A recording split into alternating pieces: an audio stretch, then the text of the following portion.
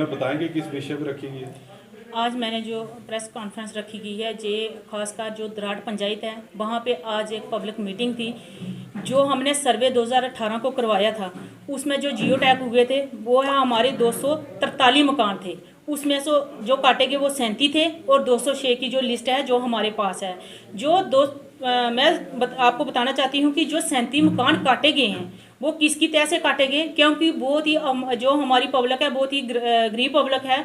जब geo tag हुए थे तब मैं सरपंच थी, तो मैं आपको बताना चाहती हूँ कि तब हमारे जो पंच थे ब्लॉक के जो टीम थी वो घर घर जाकर उन्होंने अपने जियो टैग किया और बहुत मेहनत की इन लोगों ने। आज जो 37 जो मकान काटे गए हैं हमें दुख इस चीज़ का है, जिसने भी काटे हैं हमें जो तो डीसी साहब से मेरी यही अपील है, अगर जिसने भी काटे हैं उस बंदे को सामने लाएं, क्योंकि ये गरीब का हक था, किसने काटा और कहाँ गया। हम यही बताना चाहते हैं आप सबको। पहले तो मैं मीडिया वाले भाइयों का धन्यवाद करना चाहती हूँ, क्योंकि जो हमारी आवाज़ गरीब आवाम की जो आवाज़ है जे हर तक पहुँचाते हैं, जहाँ मोदी साहब तक, गवर्नर साहब तक, डीसी साहब तक, एडीसी साहब तक। और मैं डीसी साहब से विनती करना चाहती हूँ, जिन लोगों के मकान काटे गए हैं आज वो लोग हमारे सामने महसूस होकर बैठे हुए हैं कि मैडम जी हम क्या करें, हम कहाँ जाएं। मैं तो यही कहना चाहती हूँ कि अगर जो लोग रह गए हैं इनको पेंडिंग लिस्ट में लाया जाए और इनकी जो जियो टैग है वापस कराया जाए, इनके नाम है जो सर्वे में डाले जाएं। प्लीज़ डीसी साहब मेरी आवाज़ को सुन रहे हो तो प्लीज़ इन अवाम की देखो, जो बैठे हुए हैं सब जो लोग इनके चेहरे सारे मुजराए गए हैं, लेकिन मैं इनको देखकर मुझे दुख होता है। अगर हम ग्राउंड पे जाकर इतनी मेहनत करते हैं और फिर जाकर ये मकान काटे जाते हैं और किसकी वजह से काटे जाते हैं। अगर तो इनके मकान पक्के हैं काटे जाए हमें दुख नहीं है, लेकिन अगर इनके ऊपर छत भी नहीं है, जे लोग एक टेंट में रह रहे हैं, कई लोग अपने मतलब कि ऐसे कुल्ला बना के कुल्ला टाइप रह रहे हैं, लेकिन दुख हमें तभी आता है जब इन लोगों का हक इन्हें नहीं मिलता। मेरे साथ सरपंच दराड़ की मैडम बैठी हुई है, सारे पेंचेस हैं, आम पब्लिक जहां सामने बैठी हुई है, जो आवास का जहां सर्वे हुआ है। और मैं हाथ जोड़कर विनती करना चाहती हूँ लेफ्टिनेंट गवर्नर साहब के साथ, जो भी इन लोगों का हक है इन्हें जल्दी दिया जाए, क्योंकि कब तक ये जो लोग वेट करेंगे। 8-7 साल तो हो गए हैं, कुछ लोगों को बेचारों को बेनिफिट बिल्कुल नहीं हुआ और सिर्फ आस लगा के बैठे हुए हैं कब हमारे पैसे आएंगे, हम अपना मकान बनाएंगे। लेकिन मेरी यही गुजारिश है एडमिनिस्ट्रेशन से, लेफ्टिनेंट गवर्नर साहब से, इन लोगों का जो हक है इन्हें जल्दी से दिया जाए, ताकि ये लोग भी अपने जो ज़िंदगी है आराम से सफ़र कर सकें। क्योंकि जो लोग रह गए हैं उनका भी जल्दी से जियो टैग खुलवाया जाए और इन लोगों को लिस्ट में डाला जाए। प्लीज़ मेरी यही गुजारिश है, और मेरी नहीं है, एक मेरे पूरे ब्लॉक की है। जो लोग लिस्ट में रह गए हैं अब सर्वे के मतलब उनका नाम सर्वे में नहीं पड़ा, उनका सर्वे में नाम डाला जाए।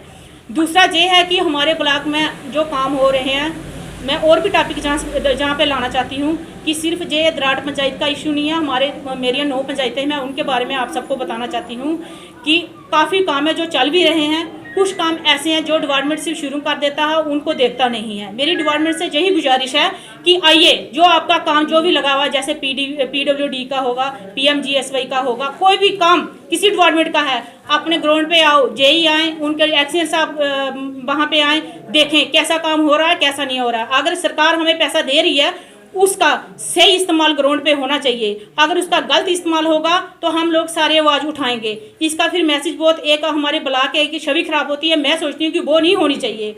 इसी के साथ हमारे कुछ पिछले दिनों में आपने देखा जो PHE डिपार्टमेंट है वहाँ का एक बहुत बड़ा इशू बन चुका है।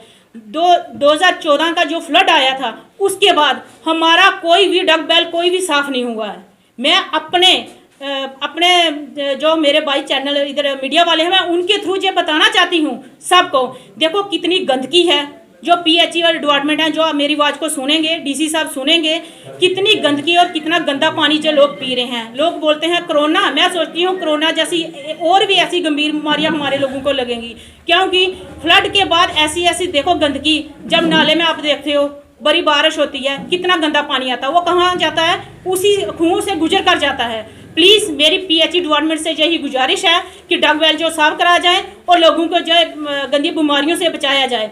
इसी के साथ मैं एक और मुद्दा उठाना चाहती हूँ, जो हमारा एक ग्रिड स्टेशन था गगरोट में, जो कागजू में तो कब का चल रहा है, लेकिन अब तक उसका कोई काम नहीं हुआ। प्लीज़ मैं डिपार्टमेंट को जो बताना चाहती हूँ, जो भी ग्रिड स्टेशन हमारे का काम जल्दी से जल्दी शुरू कराया जाए, उसी के साथ जो भी मेरे पेंडिंग पूरे ब्लॉक के काम पड़े हुए हैं, सभी डिपार्टमेंट से मेरी यही गुजारिश है जल्दी से उसके काम शुरू करवा जाएं।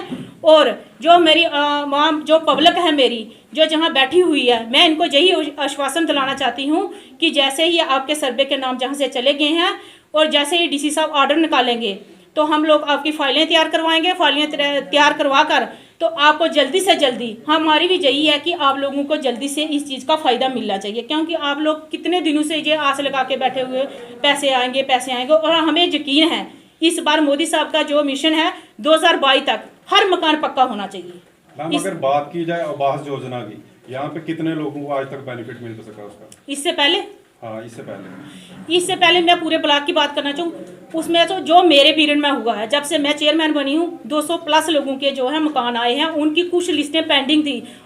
3 दिन पहले मैंने ग्रुप में मैसेज डाला, जिन लोगों की एक एक किस्त पेंडिंग थी उनको भी मिल गई है। इसी के साथ अगर बात करें पानी की, तो जल विभाग मिशन जो है कंट्रोल रूम जो है राजौरी में खुल चुका है।